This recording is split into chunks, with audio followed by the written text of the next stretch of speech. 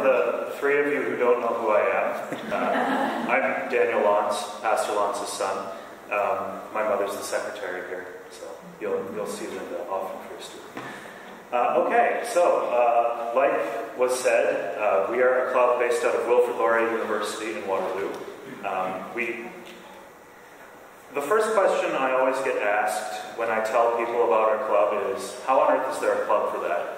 And the second question I always get asked is, what is ancient music? And that's actually really, really hard to answer, because we have three categories of things that we do. The first category is things that are obviously ancient music. Like, if you want to put things into a category, obviously, you're going to have things like Hurrian Hymn number 6, which, if I tell you that that's from 2300 BC, was written in a dead language by a dead culture, and no one performs it anymore, of course it's ancient music. But then, we also play things from the Renaissance, which was 500 years ago. So you think, okay, that's ancient music. But then Beethoven was 400 years ago? And you start to kind of think, well, you know, the lines start to get a little bit blurry. There's actually a third category thing that we do, but we'll get to that when we get there. Just for my own conscience sake, I feel I need to put a disclaimer on this presentation. We are going to be performing some pieces that are invoking pagan deities, and I look at it like this. It's like Halloween. We're going through pagan motions. We're not actually invoking these spirits or gods in this place. So I don't believe we're desecrating the sanctuary. I hope nobody's grievously offended. So, with that having been said, Hurrian Hymn number 6. As I said, from 2300 BC. This is the oldest fragment of written ancient music that we have. I'm not exactly sure how to work this, but I think, Alright, so these are tablets, and the writing system on them is cuneiform, which is one of the most ancient writing systems that we have. It's basically a bunch of little sticks and lines in various shapes and orientations. And this is the first, and we have lots of poetry from the ancient Near East. I did provide one, good. These are from the Hurrian city of Ugarit, which is kind of south of Turkey there. I'm going to be providing maps mostly around the Mediterranean, because, you know, most of these things are around the Mediterranean. But this is the first poem from the ancient world that we can decipher that it has music notation running alongside poetry. And this notation looks just like the lettering, but if you try to read it, it makes absolutely no sense. So, well, what could this be? Maybe it's music notation, and we're pretty sure that that's what it is. We understand very, very, very, very little of the Hurrian language, so reading just the poetry is difficult, but reading their system of music notation is even harder. So we have all kinds of interpretations that have been done through the years, and the interpretation that we're going to do for you right now was put together using a study of current folk songs that are done in this sort of area and looking for patterns in the music notation. So this is what we think is the most accurate possible representation of what's on these cuneiform tablets. So, my friends want to join me.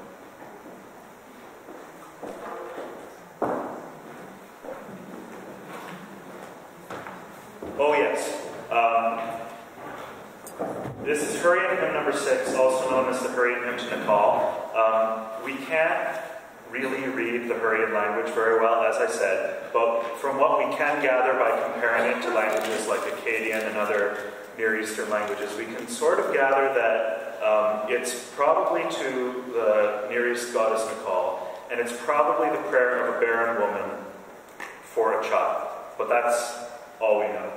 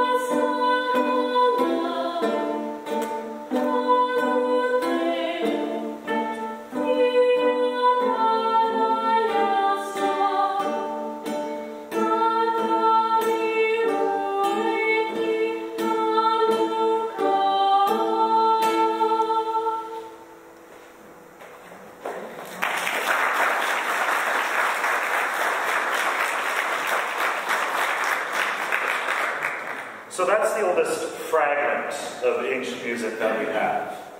The oldest complete piece of ancient music that we have, that we're fairly certain that the composition is complete from beginning to end, is this poem written in Ionic Greek that was found on a grave stele, or sort of like a tombstone. There's a group of them there, and I think that's the Kerameikos Cemetery in Athens. But this wasn't found in Athens, it was found near Aydin, Turkey, which, if my geography is correct, Ephesus is basically right, my hand is really shaky, but there. And so it's not far away from Ephesus. And this, we're jumping a long way into the future here. We have like 2300 BC. Now this is the first century AD, so it's quite a jump in time. This poem, we're fairly certain, because it's on a grave stele, it was written by this guy named Seikilos. Down here, you have like the last part of Seikilos over here. The bottom part of the inscription that tells us who the author was is actually kind of cut off a little bit, because the lady who found this stele kind of took her saw to the bottom of it so she could use it as a flower pot stand. Thankfully, she didn't touch the poem when she carved it out. But anyway, this is using ancient Greek music notation, which is some of the most common, like when we find pieces of music in the ancient world, you normally find it in some form of this notation. And see, this is the text. And right above it, you have these other Greek letters, which represent different pitches. How that whole system works is incredibly convoluted, and it's different from mode to mode. But we can form a melody because we know how this notation works. It's been fairly well passed down. And the Byzantine Church sometimes uses a sort of corrupted form of it. And we also have these rhythm markers. So we can't just judge the pitches, but we can also sort of divvy up the rhythm. We can see how it was actually, we can reconstruct it fairly well. The Greek text roughly, remember this is on a grave stele, it roughly translates to, while you're living, shine, don't have any fear, because life is short and time quickly demands its toll. Basically, you only live once. University students got that.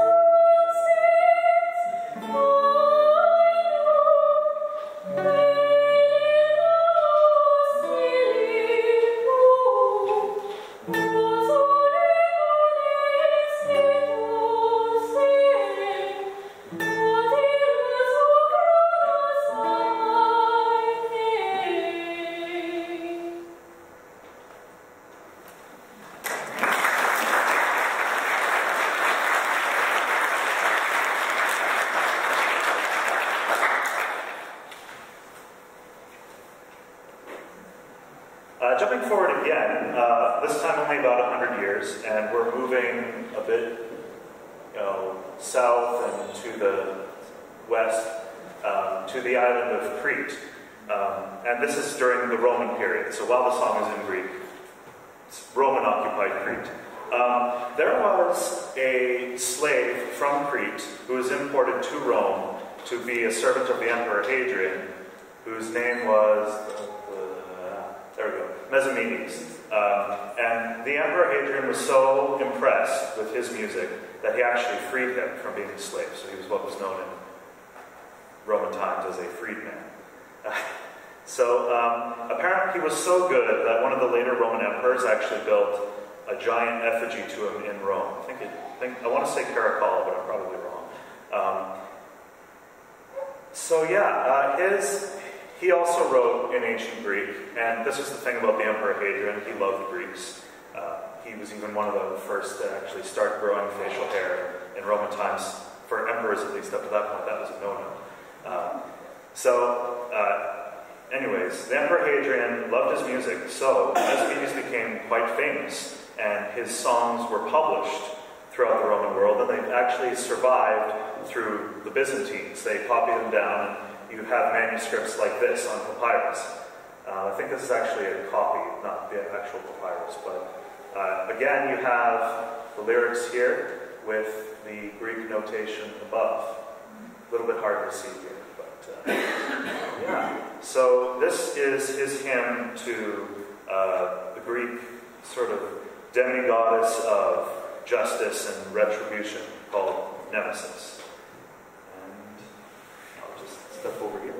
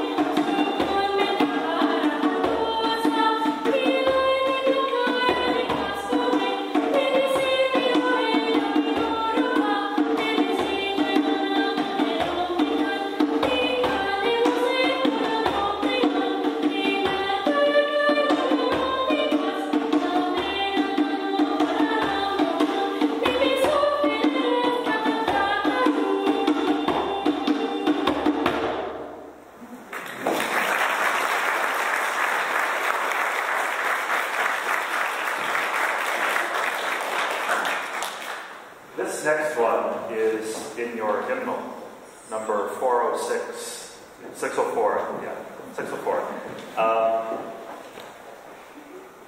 This is called, we'll commonly call the Lorica of St. Patrick. Lorica is a Latin word which means armor or breastplate, and it was a category of monastic prayers in the medieval period that had a sort of sense of reciting for protection, as though you were putting on armor. This one has been traditionally attributed to St. Patrick, whose ministry was in the 5th century. It's in the Old Irish language, which unfortunately can only be linguistically dated to, or at least this iteration of it, to about the 8th century. So it's possible that there was an actual prayer poem of this nature penned by St. Patrick that was later adapted into the 8th century Irish language. But of course there's no way that we can know for sure. What else to say? So yeah, it survived in this manuscript format, and the version but no tune survives with it. This is the third category I was talking about. We have poems from the ancient world that have been set in the pre-modern period to different tunes. And Cecil F. Alexander, who was an Irish hymnist in late 1800s? Does anyone know correctly? 1835. Okay. She has it now. Thank you. So yeah, she's responsible for Once in Royal David City. There is a Green Hill Far Away, and I know there's another one that we sing more commonly, but it's not coming to my brain right now. But anyway, she was asked to put a tune to this, to an English translation of this hymn, and that's what we ended up with in I Bind It to Myself Today. This is a personal taste thing for me, but I find that when it's commonly played in our churches on the organ, the arrangement that we have in the Lutheran hymnal kind of makes it sound austere and kind of stiff, as opposed to what I think it was probably intended by Miss Alexander to, it really is an Irish tune, and we kind of turn it into this archaic European sort of organ arrangement. So what we've tried to do is take our ancient sounding flavor and put it on top of this hymn, which was composed for an 8th century prayer call. We're going to do 4 verses, 3 that are in the hymnal, and the middle one is actually going to be the first stanza and a half in the Old Irish.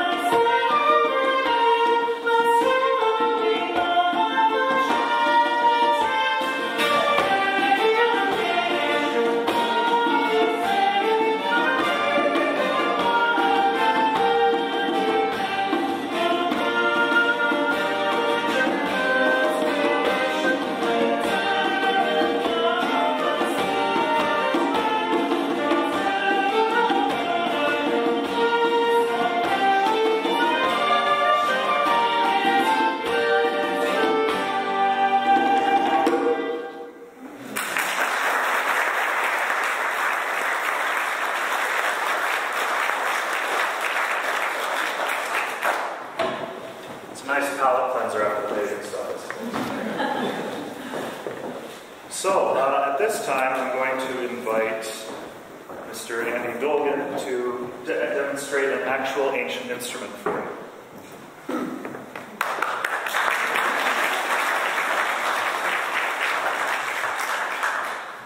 So as was previously mentioned, this is an erhu. It's a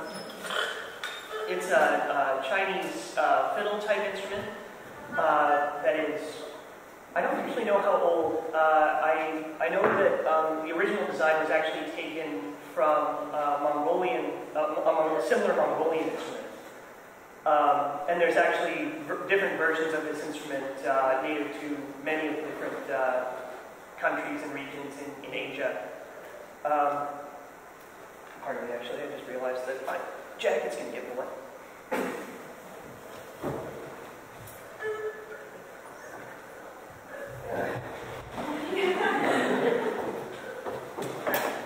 This requires a lot more talent than playing the air. Yeah, great bass. So this song that I'm about to play, I don't actually know how to pronounce the transliteration. However, it translates to old-timey dance party. I didn't find this song through an ancient source. I actually heard it played by a group called the Sparrow Quartet, which is led by a woman named Abigail Washburn, who's a banjo player from the States, I think. But she spent a good amount of time in China. And when she came back, she actually came back with a Chinese instrument that looks very similar to a banjo and has a similar sound called a pipa. And the version that that my version is based on is actually played by pipa, banjo, fiddle, and cello. So I don't have a full arrangement, but here we go.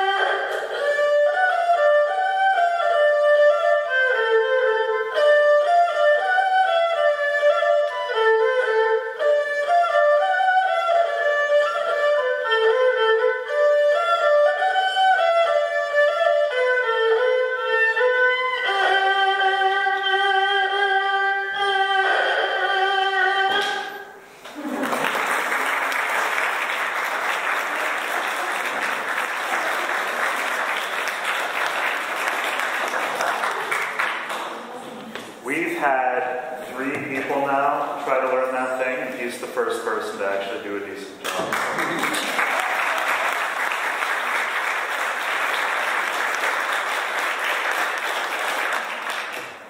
So, moving ahead quite a bit to the 12th century. There's a group, well, they're not they're not affiliated with each other, but a bunch of people from a different, like, sort of upper class type people were composing songs, mainly around, like, in France and other areas of Western Europe. They're a group known as the Troubadours, and they usually composed in a language called Occitan, which is essentially French. The words are French. It doesn't sound like French. And they were obsessed with this idea of courtly love, love from afar, unrequited love. So as you can imagine, they're a very cheerful bunch. The songs are actually really depressing. The one we're going to do for you now is the only, and a lot of their music survives in these medieval manuscripts and things like that. The notation is sort of Gregorian chanty-ish, sort of halfway between Gregorian chant and what we have now. There's only one piece that survives from a female troubadour, or troubadourites, and this, I don't know how well you can see that, but that's a foil painting of her. She's the La Comtesse de Dia. Dia is a small county in France, about where that dot is.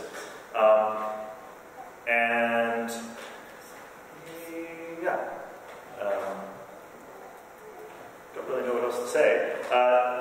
The translation of the song is very... I love this man, but he doesn't notice me despite my rank, my beauty, my wit. But then the last line of the song says, oh, but he must always remember that pride goeth before a fall. And I sort of wonder if she's aware of the irony or not. It's a great composition if she's aware of the irony, but kind of funny otherwise. So...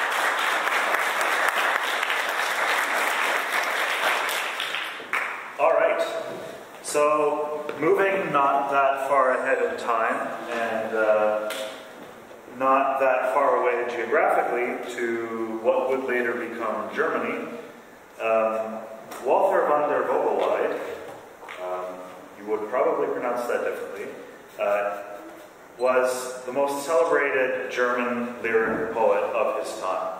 Tons of his poems survive. Only one of his poems survived with musical accompaniment, and that was the sort of propaganda piece he wrote for the Fifth Crusade.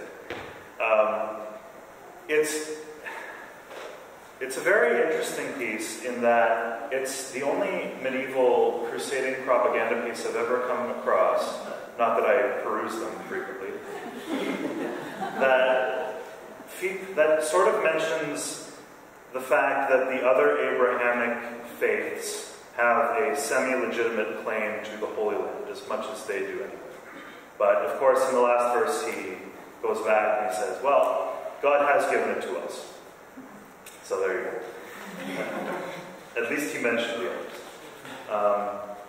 This piece is in Middle High German, which, because I'm in a room full of Lutherans, I should probably mention, does not sound like modern German.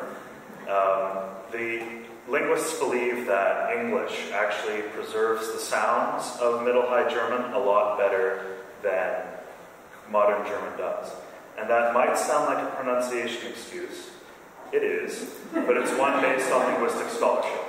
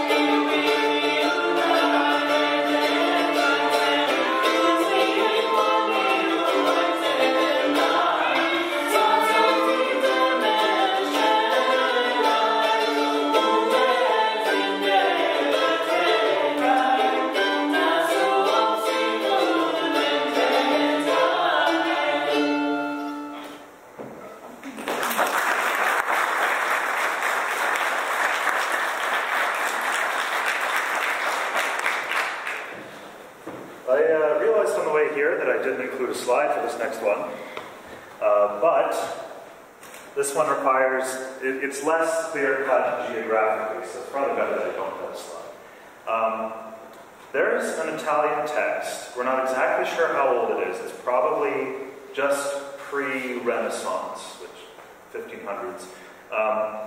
So this text was taken by an Italian composer and put to a rather famous tune called La Montevana, and that's how it's known now when it's played alongside classical stuff and things like that. But this La Montevana, along with this Italian text, kind of caught on with the various court musicians that were going from place to place around Europe. and you find mutations of this tune popping up everywhere. You get it not just in Italy, but also Spain, France. The funny thing is the Scottish version actually sounds the closest to the Italian tune. They're the two most far removed. What we're going to do is the Spanish version. The text, Fuji, Fuji, Fuji like questo cielo, flee, flee, flee from the sky.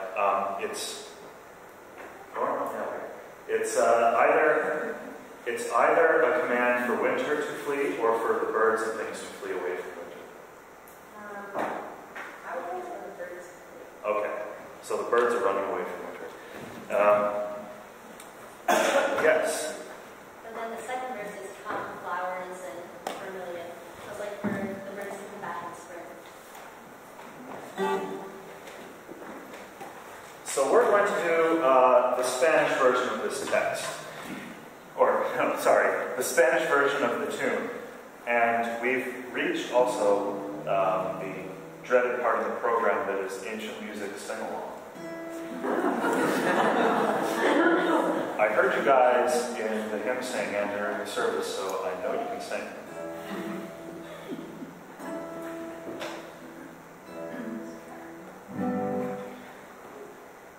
Right. I'll run through your parts first. You guys are going to be singing the chorus, and Lauren is going to be singing the verse. So I'll run through your part quickly. It goes like this. La la la la la la la la la la la la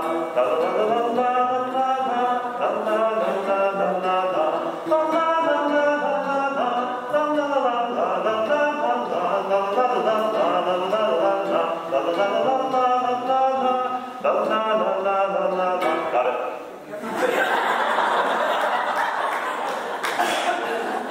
Don't worry. I know the words are hard. I'm sure you'll get them at the third run through. And if you get stuck on a tune, I'm sure my friends will help you sing along. And Isaac is, of course, going to be playing as well. So, we're going to start with you guys. Get it ready? Here it comes. La la la la la la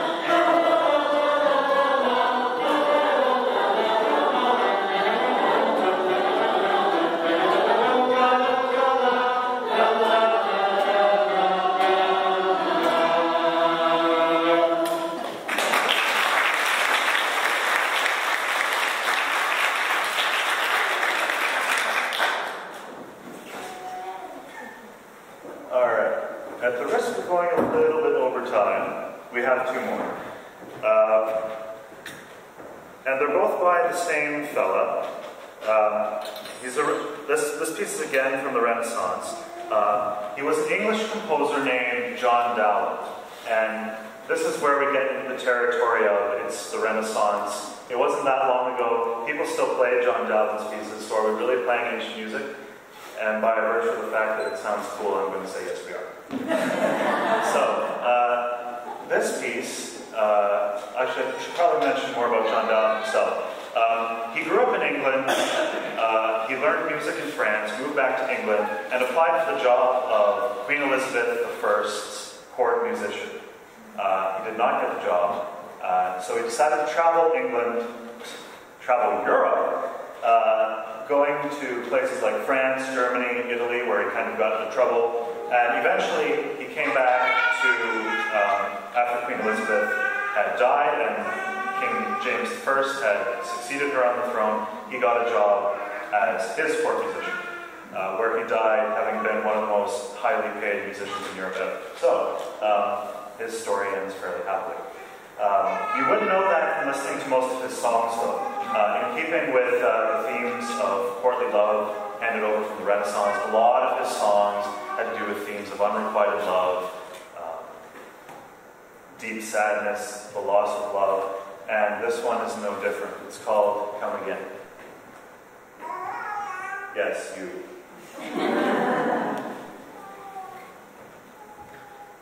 And just so you don't have a heart attack when he opens his mouth, I'm going to warn you that Matt is a count, so don't be shocked.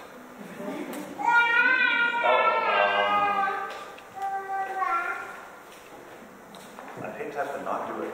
Oh, here it is.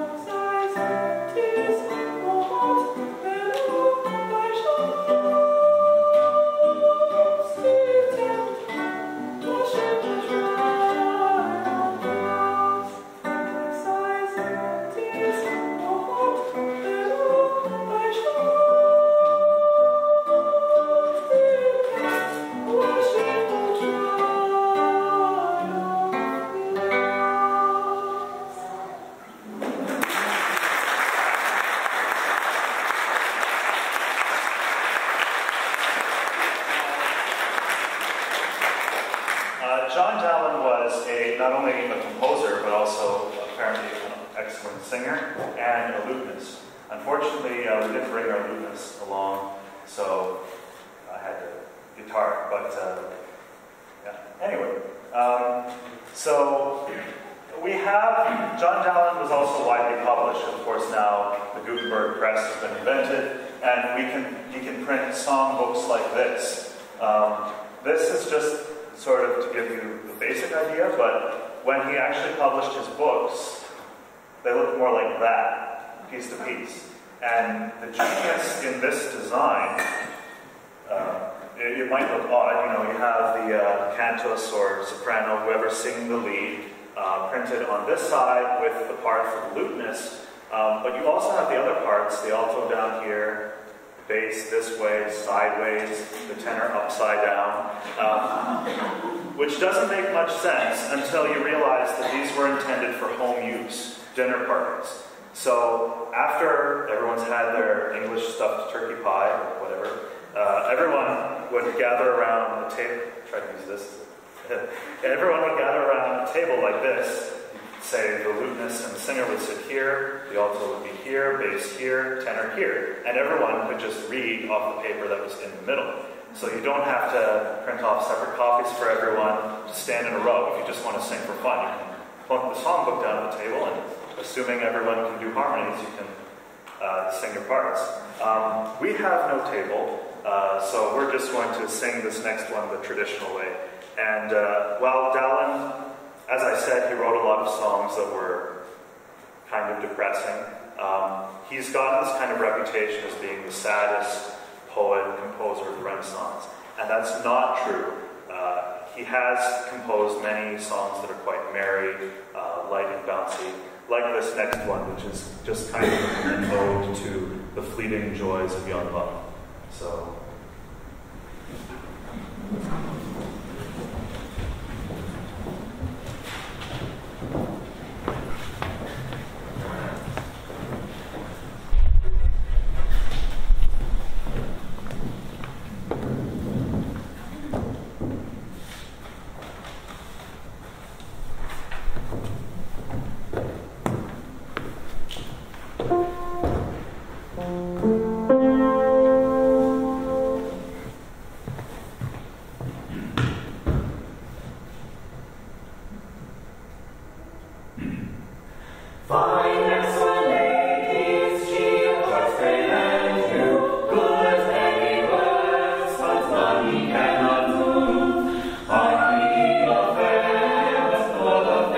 To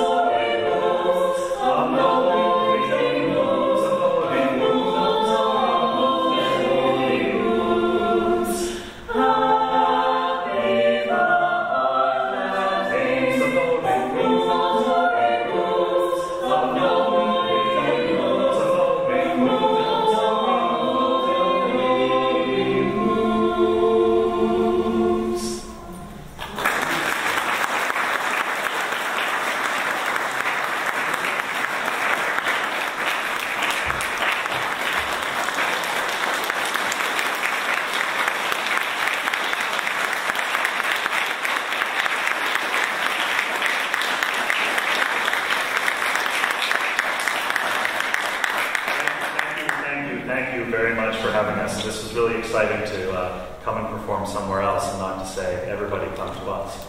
On that note, everybody come to us on November 1st, most likely on the second floor of the music building at Wilfrid Laurier University. We're having our free once a semester concert. It won't be just what you just heard, there'll be other pieces as well.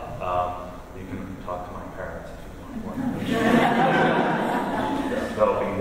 They'll freely give it, I'm sure. So thank you very, very much for having us.